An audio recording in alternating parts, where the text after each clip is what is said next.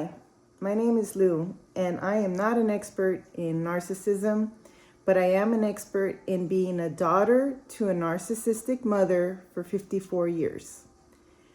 My daughter encouraged me to make YouTube channels to give advice regarding things I've learned, the advice I've given her, the advice I've given myself. And one of the issues that I've had is that I had to live with a narcissistic mother and she had to live with a narcissistic grandmother. And there are a lot of people that I'm hoping I can help by letting you off the hook. If you're waiting to exhale that one day your narcissistic parent will love you the way you deserve, that you will one day hear that apology that you deserve to get with all the horrible things that they've done to you, I'm here to tell you, please just exhale and realize it will never happen, and that's okay. I'm 54. I've never gotten an apology for all the monstrous things my mother did, and I will never get that apology, and I've been very okay with that my whole life. When I was 7, my brother was 9, my mom showed her first cruel behavior when she stuck to herself and said that she would unalive herself and we would never see her again because that's what she wanted. She no longer wanted to be on earth. And we would cry and tell her, please don't unalive yourself. She, throughout my really young years, maybe I was 6, maybe even 5, she would tell us a lot, all the way until the age of 10, 11, that she was going to leave us and we will never ever see her again. She's going to move far away where we never find her. Well, my brother and I, by the time he's 12, 13, I'm 11, we stopped caring what she said because she just said those things all the time that it became like, who cares what that woman says? But at 11, something subconsciously happened to me, and it was the best thing. I dismissed my mother as crazy, and I realized at that point, I don't care what that woman has to say. She's crazy. And I went on about my day every day, even if she insulted me, if she insulted anything that I liked or made at school, it didn't matter because, well, she's crazy. And my daughter did let me know, well, Mommy, you were very lucky. At 11, you realized that you were never going to change her and that her feelings towards you or life had nothing to do with you. But people still, that her friends that are in her 20s or when she was a teenager, they would cry, some of them that did have a narcissistic parent. Now, I'm not talking about the parent that are imperfect. I'm talking about a narcissistic parent. And I found Dr. Ramani, an expert in narcissism, to be such a wonderful person that came into my life barely, maybe 6 years ago when I found her videos. I used to call my mom or describe my mom to people as bipolar.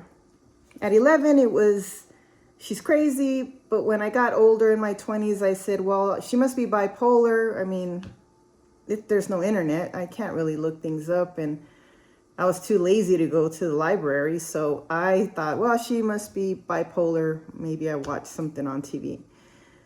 But I didn't know what I was talking about.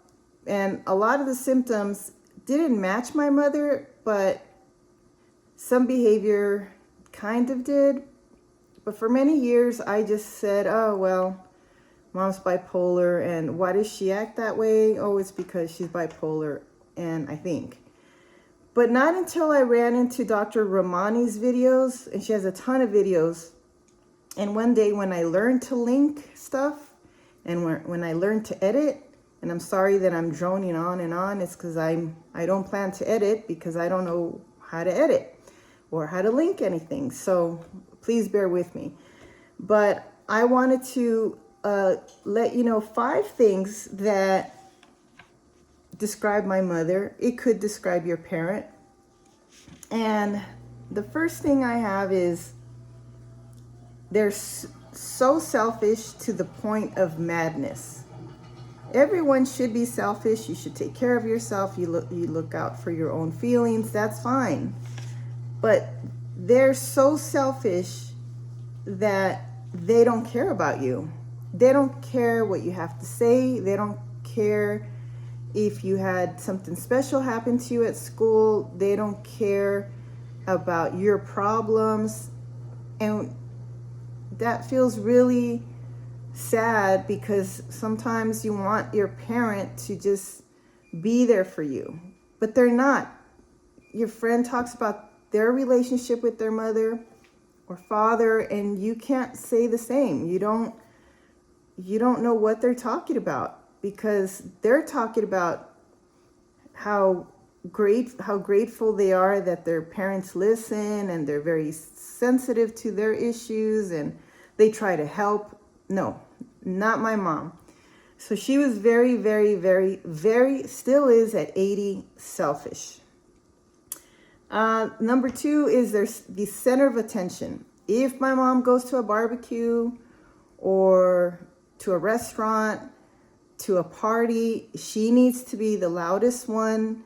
She needs to get everybody's attention by honestly doing this. Hi, everybody, I have something to say. I have something to say. She does it all the time. She'll disrupt people's conversation. They could be in the middle of a serious conversation. It doesn't matter. She needs to tell them something. But everybody notices. I notice people's faces when she does it. And she is just rude.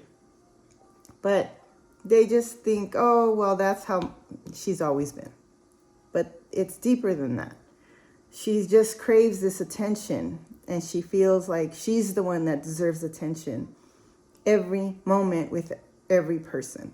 Even if she goes to a doctor's office, if they tell her, oh, please have a seat, she'll say, did you see how they were talking to me? Oh, they really like me, and they did this and they said that. And I think, they say that to everybody. But whatever. I think it's just exhausting because she does it everywhere she goes. Number 3, they're liars. And that gets really tricky because you know that they're lying and they want you to have a reaction. And you want to have a reaction because they're practically saying 1 + 1 is 3. And of course, anybody wants to say, it's what? What are you talking about? That's so wrong. You're lying. It's really 2. No, they want a reaction from you. And the reaction is usually negative. They want to fight with you. It's kind of how they get a fuel out of you. And don't give it to them. So, and number 4, well, they're cruel. Like my mom, when she used to tell us horrible things when we were little, she continued saying horrible things throughout my life, but of course I was able to just dismiss her. She's done so many cruel things that it'll just take too much of the video. So I'll make other videos on just some examples. Some people would never believe me. They would laugh because they thought it was so outrageous. One of them, I'll give you one. She would pretend to faint so she would get attention when I was about 21. She did it 3 times. The first time I was about 20, she pretended to faint. I don't remember what we were talking about.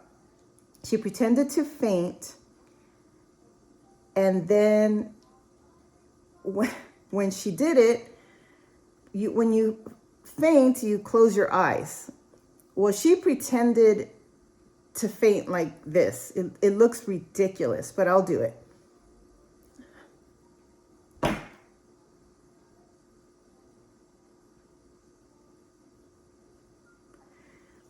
And I would lift her up because I'm nice and say, come over here, sit on the couch.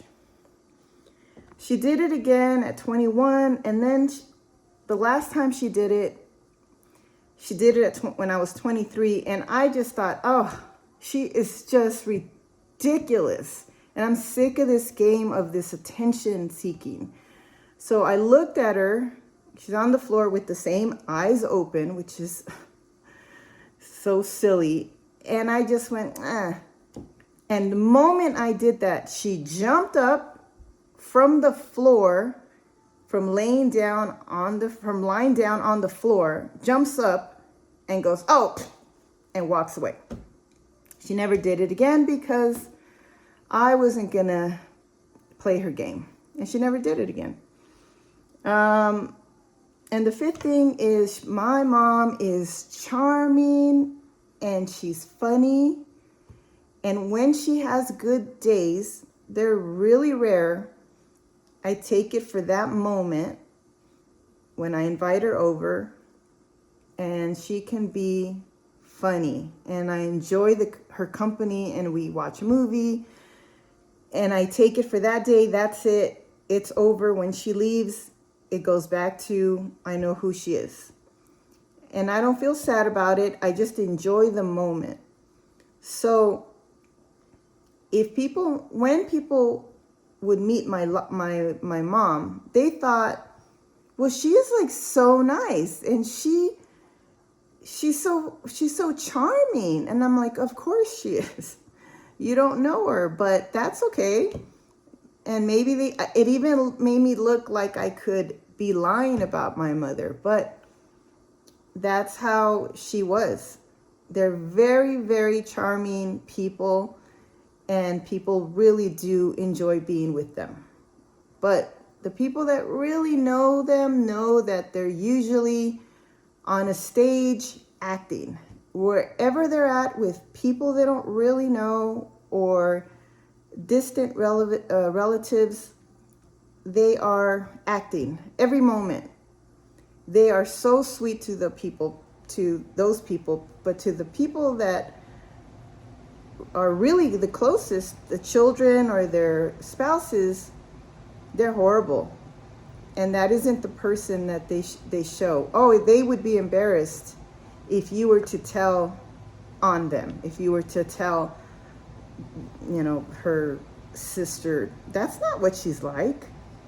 Oh, she would have a fit if you ever exposed her. Well, anyways, I hope you enjoyed this content. I do plan to make more videos. If you can please just subscribe and like the video. That would be great, and I would really appreciate it. You guys have a good day.